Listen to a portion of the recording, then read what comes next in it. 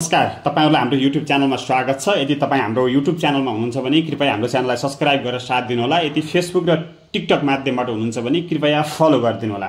एमालेको 11औं महाधिवेशनमा 8 जना नयाँ पदाधिकारीले डेब्यु गरेका छन् भने यसैमा कर्णालीले एउटा ऐतिहासिक सफलता पनि प्राप्त गरेको छ। नेकपा एमालेको 11औं महाधिवेशनले नयाँ नेतृत्वको रूपरेखा तयार गरेको छ। यसपटक 8 जनाले नयाँ डेब्यु गरेका छन् जो पार्टीको पदाधिकारी टिममा प्रवेश गरेका छन्, जसले पार्टीको नेतृत्वमा नयाँ ऊर्जा र दृष्टिकोण ल्याउने अपेक्षा गरिएको छ। साथै कर्णाली प्रदेशले पहिलो पटक केन्द्रीय सचिव पाएको छ, जसले प्रदेशीय प्रतिनिधित्व र आवाजलाई पार्टीको केन्द्रमा पुर्याउने ऐतिहासिक अवसर पनि प्रदान गरेको छ। अध्यक्षको प्रतिस्पर्धामा केपी शर्मा ओली र ईश्वर पोखरेल थिए। केपी शर्मा ओली भारी मतान्तरले विजयी भइसकेका छन्। यसैगरी अन्तिम मत परिणाम अनुसार अधिकांश पदाधिकारी केपी ओली प्यानलबाट निर्वाचित छन्। उपमहासचिवमा योगेश भट्टराई जो चाहिँ ईश्वर पोखरेल प्यानलबाट थिए, त्यसैगरी उपाध्यक्ष गोकर्ण विष्ट पनि ईश्वर पोखरेल प्यानलबाट थिए भने अन्य सचिवहरू सबै चाहिँ ओली प्यानलबाट, महासचिव शंकर पोखरेल ओली प्यानलबाट निर्वाचित भएका छन्। यो पटकको महाधिवेशनमा प्यानल प्रणाली अपनाइयो, जसले गर्दा विभिन्न समूहबीच र नेतृत्वको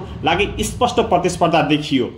र अर्को आकर्षक कुरा के छ भने 8 जना जो नयाँ डेब्यु गरेका छन् पार्टीमा, त्यसले चाहिँ नयाँ ऊर्जा पार्टीलाई दिने चाहिँ विश्वास गरिएको छ। सबभन्दा ठूलो आकर्षक भनेको त्यही 8 जना चाहिँ नयाँ पदाधिकारीमा प्रवेश हो, जसमा चाहिँ उपाध्यक्षमा रघुजी पन्त पहिलो पटक उपाध्यक्ष बने। सचिवहरूमा भानुभक्त ढकाल, खगराज अधिकारी, हेमलाल कणेल कर्णालीबाट पहिलो पटक केन्द्रीय सचिवमा निर्वाचित भएका छन्। त्यसैगरी राजन भट्टराई, शेरधन राई, हिक्मत कार्की, महेश बस्नेत यसरी चाहिँ सचिवहरू निर्वाचित भएका छन्। यी नयाँ डेब्युहरूले पार्टी नेतृत्वमा नयाँ ऊर्जा र दृष्टिकोण ल्याउने छन्।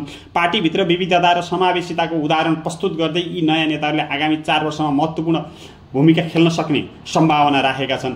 हेमलाल कणेल कर्णाली प्रदेशबाट पहिलो पटक केन्द्रीय सचिवमा निर्वाचित भएका हुन्। एमालेको स्थापना पछि करिब 7 दशकपछि कर्णालीले केन्द्रीय नेतृत्वमा पहिलो पटक प्रतिनिधित्व पाएको छ।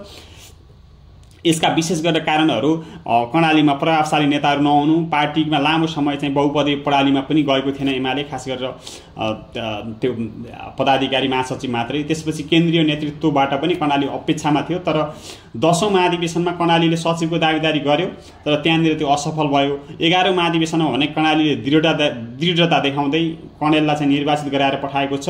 एमाले कर्णाली प्रदेशका अध्यक्ष गुलाबजंग शाहका अनुसार प्रदेशबाट एकजुट भएर नेतृत्वको ध्यानाकर्षण गराएकोले कर्णालीले सचिव पाउन सफल भएको भन्ने कुरा उहाँले व्यक्त गर्नुभएको छ। यस कदमले प्रादेशिक आवाजलाई पार्टीको केन्द्रमा सुन्ने मौकाको अपेक्षा गरिएको छ। कणेलको राजनीतिक यात्रालाई हेर्ने हो भने वीरेन्द्रनगर नगरपालिका 4 भैरव स्थान निवासी हुनुहुने, 2036 सालमा विद्यार्थी राजनीतिबाट सक्रिय हुने, 2049 सालमा सुर्खेत सचिव मेयर बने।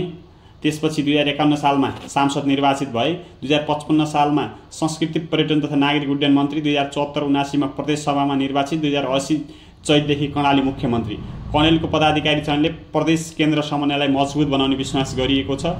एमालेको 11औं महाधिवेशनले केवल नयाँ नेतृत्व मात्रै होइन, प्रादेशिक समावेशिता र नयाँ नेतृत्व र पार्टीको भविष्यको दिशा पनि स्पष्ट गरेको छ। विशेष गरी 8 जना जो नयाँ डेब्यु गरेको पदाधिकारी र कर्णालीको ऐतिहासिक सफलताले आगामी राजनीतिक परिदृश्यलाई नयाँ ढङ्गले परिभाषित गर्नेछ भन्ने चाहिँ आकलन गरिएको छ।